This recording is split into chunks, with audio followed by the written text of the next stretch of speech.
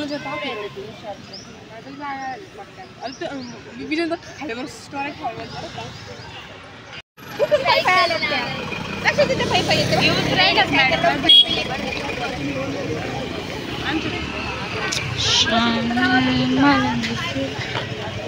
गाड्या बघा बसले फास्ट आहे नंतर व्हिडिओ का पटकन चल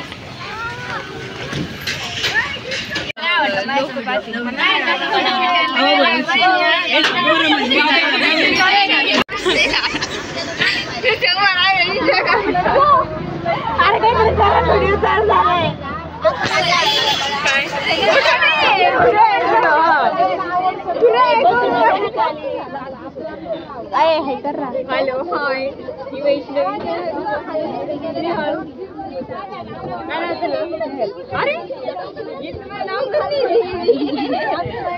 अरे आम्ही चलो NSS कॅम्पला चला आम्ही मध्ये मजा करू नमस्कार मंडळी आम्ही चलो NSS कॅम्पला चला तर मजा करू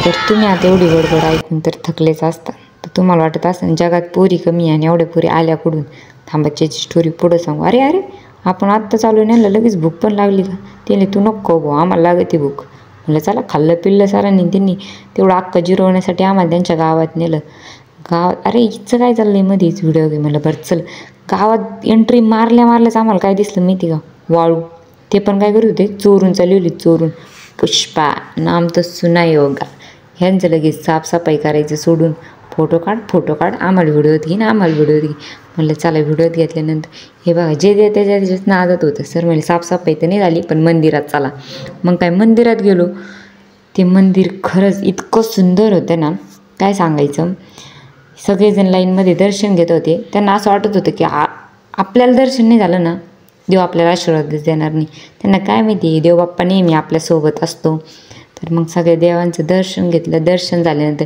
ह्या बाबांनी आम्हाला एक माहिती दिली आणि तो इतिहास खरंच म्हणजे ती माहिती खरंच खूप भारी होती त्यांनी सांगितलं का जे अलंकार देवांनी वापरलेले त्यांच्या गावामध्ये ते वापरत नाही म्हणजे जसं की गादी कॉट वगैरे हे जे देवांनी वापरलेले ते वापरत नाही चंद्रगिरी महाराजांचं हे मंदिर होतं तर तुम्ही कधी आले ह्या गावात तर नक्की भेट द्या हे गाव पानेगाव आहे तिथलच्या आता आपण अशा एका शाळेत गेलो ती म्हणजे आपली मराठी शाळा आपण सगळे त्या शाळेत शिकलो आणि आत्ताचे पोरं त्या शाळेत जाण्यासाठी नाही म्हणतात आत्ताच्या मुलांना मराठी शाळेत तुला टाकीन जर तू अभ्यास नाही केला तर अशी धमकी दिली जाती पण आपण लहानपणी सगळे मराठी शाळेत शिकलेलो आहे तुम्ही नाही माहिती पण मी तर नक्की शिकले आणि हे दोघं तर नक्कीच शिकले यांचं काय चाललं होतं की आम्हाला व्हिडिओत घे ना आम्हाला व्हिडिओत घे आमच्या मॅडम यांना म्हणत होतं तुम्ही लहान एक खेळायला खेळू नका आतमध्ये गेल्यावर तर खरी मज्जा यार लास्टला काय होतं हे पाहूनच मस्ती करायला लागले कॅमेरा बघूनच ओरडत होते इतके ओरडत होते नाही की बस त्यांचे सर म्हणले अरे तुम्हाला शिकवायला आली ती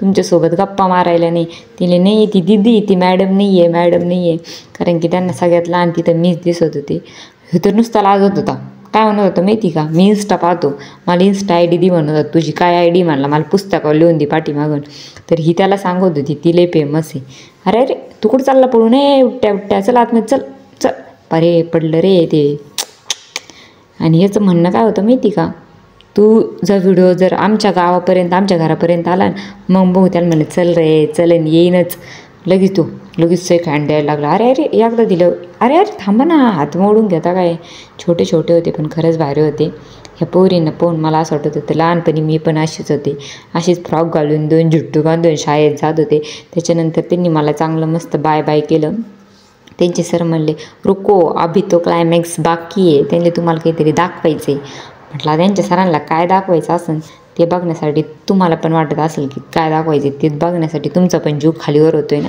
तर एकच मिनटं आपण ते लगेच बघू यांच्यासोबत एक लास्टचा व्हिडिओ घेतला हे आम्हाला पोच द्यायची म्हटलं ठीक आहे द्या अरे हे बघा यांच्या शाळेत आहे ना एवढा मोठा TV होता मला एक कळा ना मी शाळेतून गेले का ती शाळा डेव्हलप होत चालली मी एका वर्गाने पुढे गेले पाठीमागचा वर्ग डेव्हलप होतो मी एका वर्गाने पुढे गेले लगेच अभ्यासक्रम बदलतो दरवेळेस माझ्यासोबतच व्हान नाही का म्हणतो काय माहिती यार सरांनी कविता लावली ती अगोबाई डगूबाई.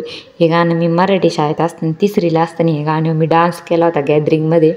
गाणं घेतलं होतं. सर आवाज वाढत होते आणि त्यांना टीव्हीवरती शिकवलं जातं. काय यार आपल्या टायमिंगला असं काही नव्हतं. तिथलच्या खेळण्याला भारी होते. मी बाहेर येऊन बसले नाही तर एक छोटी पोरगी आली. अरे ती मला इतकी फिरवत होती चक्कर येऊपर्यंत. ती म्हणले वासे वासे. ती काय ऐकतच नव्हती, ती फिरवतच होती. ते एक फिरवण्याच होते. मला त्याचं नाव पण माहीत नाही काय म्हणते त्याला. तिला पण व्हिडिओत घेतलं. ती लाजत होती. ती म्हणली मी तुला अंकून फिरू. तिला म्हणलं नको आहे बास इकडे म्हणलं तू.